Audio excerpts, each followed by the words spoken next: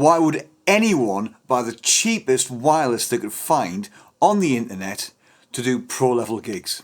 Is it anywhere near the kind of quality that you get from, for instance, a Line 6? What would inspire you to buy something like that? What are the advantages and disadvantages? And is it as good as the more expensive stuff? There must be a reason, and there's got to be some advantages, because that's exactly what I did.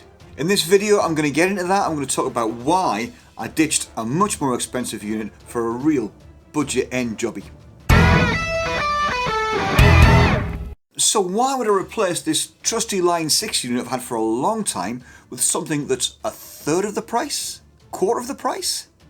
So this is my experience. The Line 6 in smaller venues and bars worked absolutely fine.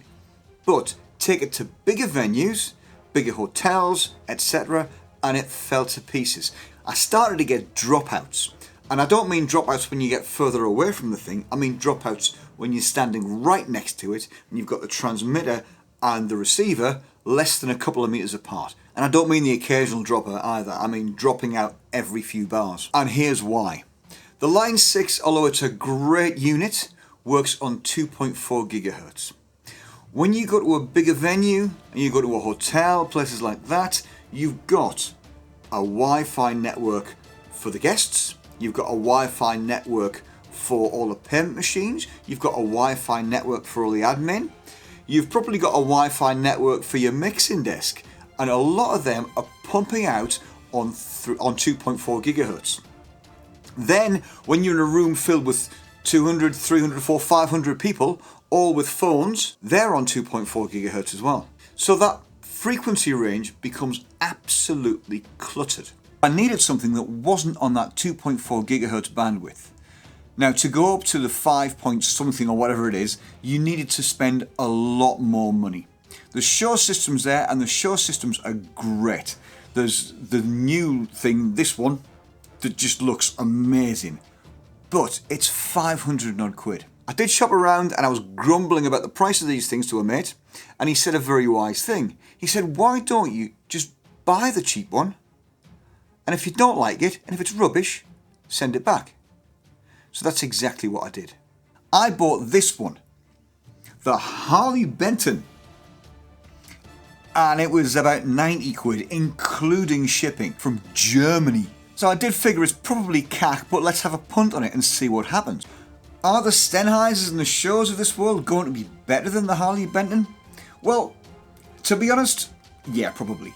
But only in that they can go a little bit further, and at the end of the day you probably don't need to go more than 30 meters away, and they can scan and find lots of different channels. The Harley Benton has 4 channels. The SENNHEISERs and the SHUREs have loads.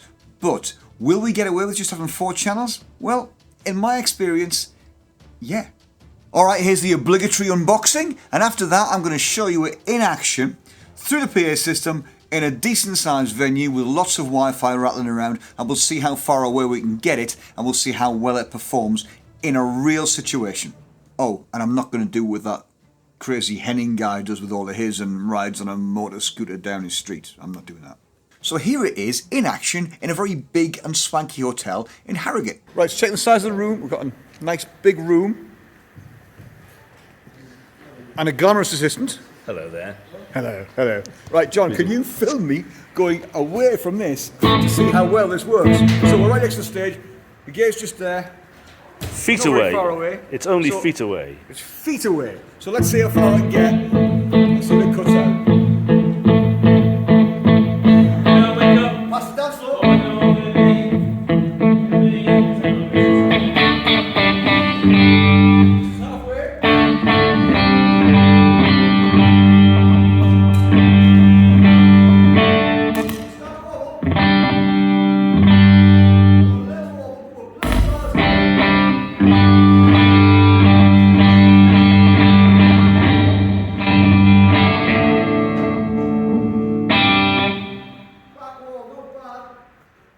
It's not bad.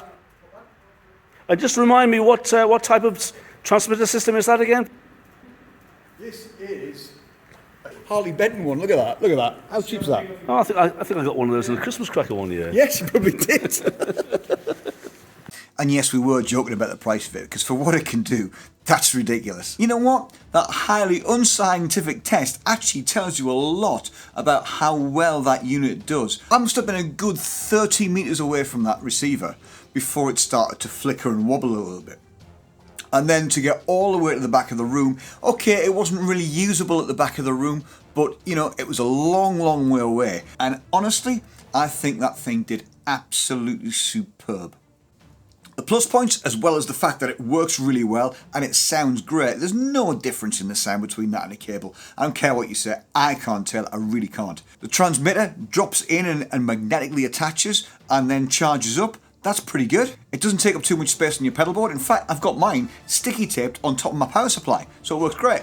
It runs off the same power supply as all of your pedals. What I would like to see on it is an input so that if it does fail, or if you need to, you can bang a jack plug into it and you're away again with a cable. That would be quite useful rather than pulling things out or having to have other provision on your board to be able to do that. Just bang a cable into it and away you go. That's also an advantage if you're using it at home or rehearsals or somewhere where you don't really want or need to have a wireless transmitter there. It's not the fastest of chargers and it has to be on the board on the charger in the docking station. So if you want to charge it at home before you go to a gig, you've got to take your pedal board out, you've got to plug your pedal board in, you've got to charge it with your whole pedal board there, rather than just banging a USB into it or a battery.